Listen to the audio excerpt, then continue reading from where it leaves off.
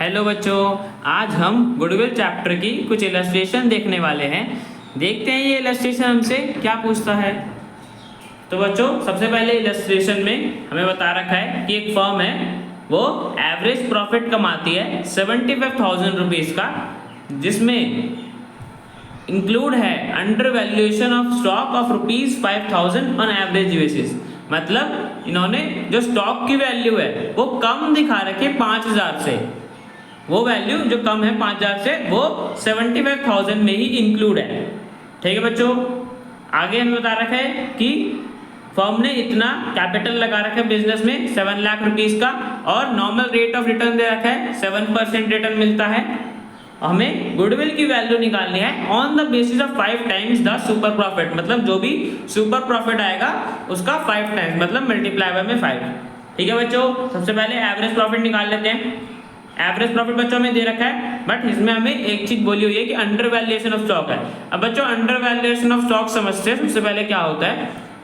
तो बच्चों, जब भी हमें अंडर वैल्यूएशन बोला, मतलब हमने जो हमारा स्टॉक है उसकी वैल्यू हमने कम दिखा रखी है बैलेंस शीट में, जो हमारे पास एक्चुअल है उससे कम दिखा रखी है। कितनी कम दिखा रही है? हमें क्वेश्चन में बोले 5,000 हमने कम दिखा रखी है, बल्कि जो एक्चुअल में हमारे पास 5,000 ज्यादा है, हमने बैलेंस शीट में कम दिखा रखी है स्टॉक की वैल्यू।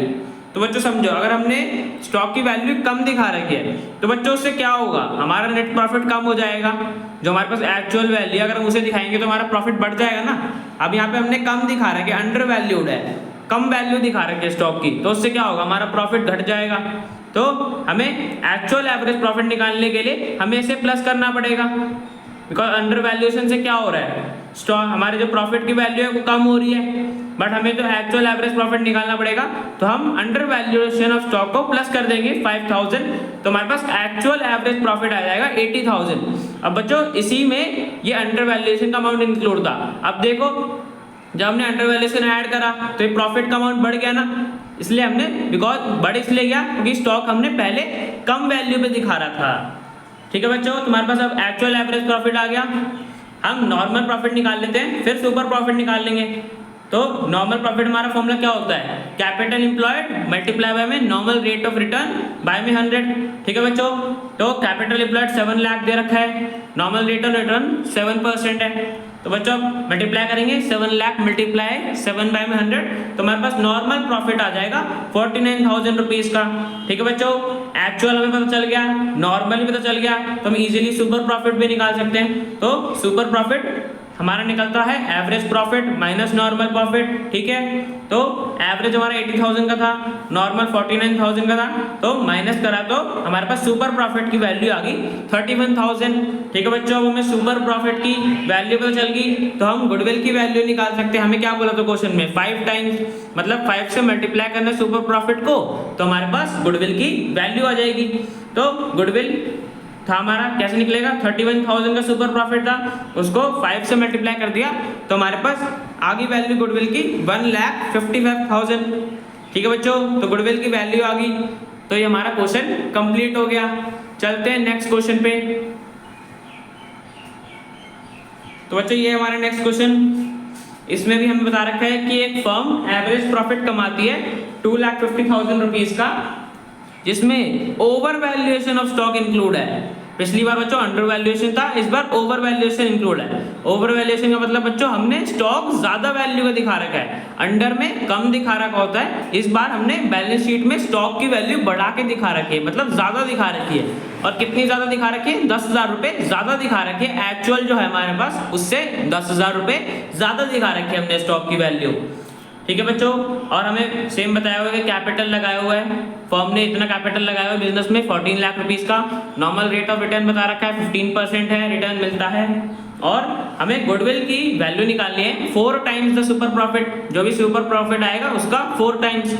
ठीक है बच्चों, सबसे पहले निकालते हैं, एवरेज प्रॉफिट से शुरुआत करते हैं बच्चों। एवरेज प्रॉफिट हमारे क्वेश्चन में 2,50,000 दे रखा है, बट बच्चों हम इसको कंसीडर तो नहीं कर सकते, बिकॉज इसमें इन्होंने क्या बोला हुआ है कि स्टॉक की ज्यादा वैल्यू दिखा रखी है, स्टॉक को बढ़ा के दिखा रखा है बैलेंस शीट में। हमारे पास एक्चुअली में कम है, बट हमने बैलेंस शीट में ज्यादा दिखा रखा है। अब बच्चों, हम स्टॉक की वैल्यू को ज्यादा दिखाएंगे तो उससे क्या होगा, हमारा नेट प्रॉफिट कम हो जाएगा।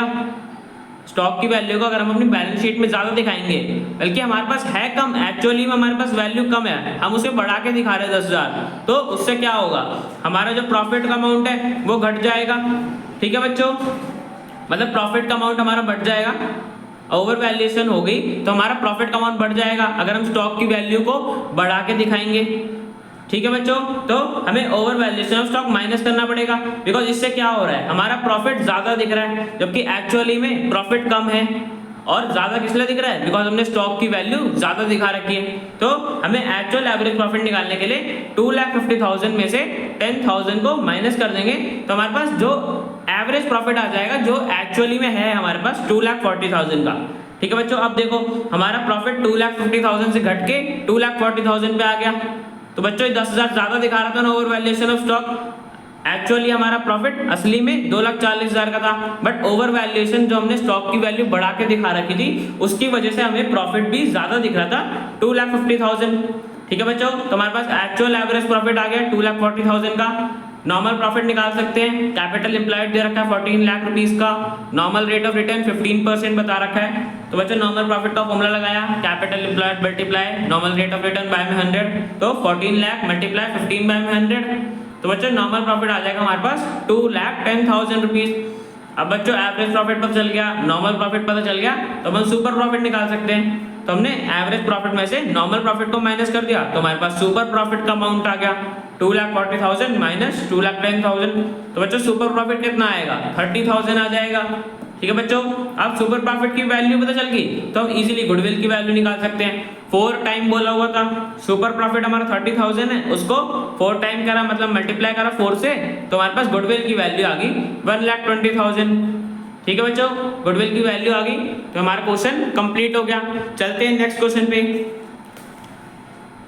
तो बच्चों ये हमारा नेक्स्ट क्वेश्चन, इसमें हमें बताया हुआ है कि 1 अप्रैल 2023 को एक फर्म है, उसके पास एसेट्स है 3 लाख रुपए का, जिसमें कैश भी इंक्लूड है 5,000 का। मतलब हमें एसेट बता रखे हैं कि फर्म के टोटल एसेट, फर्म के पास 3 लाख रुपए के एसेट्स हैं, पार्टनर के कैपिटल अकाउंट 2 लाख रुपए का है, और जो रिजर्व है वो रेस्ट अमाउंट है, मतलब बैलेंस अमाउंट है। ठीक है बच्चों, नॉर्मल रेट ऑफ रिटर्न हमें दे रखा है 10%, और हमें गुडविल की वैल्यू बता रखी है कि गुडविल की वैल्यू 2 लाख रुपए है, और ये 2 लाख रुपए आई कैसे है, 4 years purchase of super profit. ठीक है बच्चों, सुपर प्रॉफिट का 4 इयर्स परचेज लगा के हमारे पास गुडविल की वैल्यू आई है 2 लाख रुपए।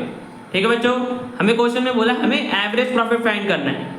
तो बच्चों इस क्वेश्चन को देख के बिल्कुल भी घबराना नहीं है कि सर हमें गुडविल की वैल्यू दे रखी है, एवरेज प्रॉफिट तो हमें हमेशा दे रखा होता है, हमें क्वेश्चन में वही निकालना है। तो बच्चों बहुत सिंपल है, सबसे पहले देखो बच्चों हमें गुडविल की वैल्यू दे रखी है, नंबर ऑफ ईयर परचेज हमें दे रखा है कि 4 है। अगर हम सुपर प्रॉफिट की वैल्यू यहाँ से निकाल लें तो हमारे पास फॉर्मूला होता है goodwill equals to super profit multiply number of year purchase, जहाँ से हम गुडविल कैलकुलेट करते हैं। अगर यहाँ से हम सुपर प्रॉफिट की वैल्यू निकाल लें तो हमारे पास सुपर प्रॉफिट की वैल्यू आ जाएगी, और फिर नॉर्मल प्रॉफिट भी निकाल सकते हैं, कैपिटल एम्प्लॉयड भी दे रखा है और रेट ऑफ रिटर्न भी दे रखा है, तो दोनों को अगर प्लस कर देंगे तो हमारे पास एवरेज प्रॉफिट आ जाएगा। तो बच्चों निकालते हैं एवरेज प्रॉफिट। सबसे पहले गुडविल हमारा 2 लाख रुपए का दे रखा है, सुपर प्रॉफिट की हमें वैल्यू निकालनी है, number of year purchase 4 year purchase बोला हुआ है, तो अब इसे यहाँ पे डिवाइड जाएगा तो सुपर प्रॉफिट हमारे पास 50,000 रुपीज का आ जाएगा। ठीक है बच्चों, अब आगे हम नॉर्मल प्रॉफिट निकाल सकते हैं। यहाँ पे देखो बच्चों हमारा capital employed asset side approach से मैंने बताया हुआ है फॉर्मूला में अपनी पिछली वीडियो में कि टोटल एसेट्स की वैल्यू लेते हैं 3 लाख रुपीस की, और उसमें से माइनस कर देते हैं आउटसाइड लायबिलिटी। अब बच्चों क्वेश्चन में हमें कोई आउटसाइड लायबिलिटी बताई हुई है? नहीं सर, कोई भी आउटसाइड लायबिलिटी नहीं है, कोई भी क्रेडिटर या आउटस्टैंडिंग एक्सपेंस नहीं है, तो हम 3 लाख को ही अपना कैपिटल एम्प्लॉयड मान लेंगे। तो बच्चों चलते हैं नेक्स्ट पेज पे। नॉर्मल प्रॉफिट निकालते बच्चों मैंने बताया, कैपिटल एम्प्लॉयड मैंने ये बताया 3 लाख रुपए कैसे आया, टोटल एसेट्स की वैल्यू आउटसाइड लायबिलिटी थी नहीं तो हमने 0 मान ली, और नॉर्मल रेट ऑफ रिटर्न 10% दे रखा था, तो हमारे पास नॉर्मल प्रॉफिट की वैल्यू आ गई 30,000। अब बच्चों हमें नॉर्मल प्रॉफिट पता है, सुपर प्रॉफिट पता है, हम एवरेज प्रॉफिट निकाल सकते हैं। बच्चों याद करो हम सुपर प्रॉफिट कैसे निकालते थे, एवरेज में से नॉर्मल माइनस करके। अगर हम यहाँ पे नॉर्मल वाले को प्लस कर दें, मतलब नॉर्मल प्लस सुपर प्रॉफिट करेंगे तो हमारे पास एवरेज प्रॉफिट आ जाएगा ना, इधर ये जाएगा तो प्लस हो जाएगा, मतलब एवरेज प्रॉफिट हमारे पास super profit plus normal profit आ जाएगा। सुपर प्रॉफिट 50,000 था, नॉर्मल प्रॉफिट हमारा 30,000 आया, तो तो बच्चों प्लस करोगे तो हमारे पास टोटल एवरेज प्रॉफिट की वैल्यू आ जाएगी 80,000। तो बच्चों क्वेश्चन में हमें यही बोला था एवरेज प्रॉफिट की वैल्यू निकालने के लिए। तो बच्चों ये क्वेश्चन हमारा कंप्लीट हो गया। मिलते हैं नेक्स्ट वीडियो में।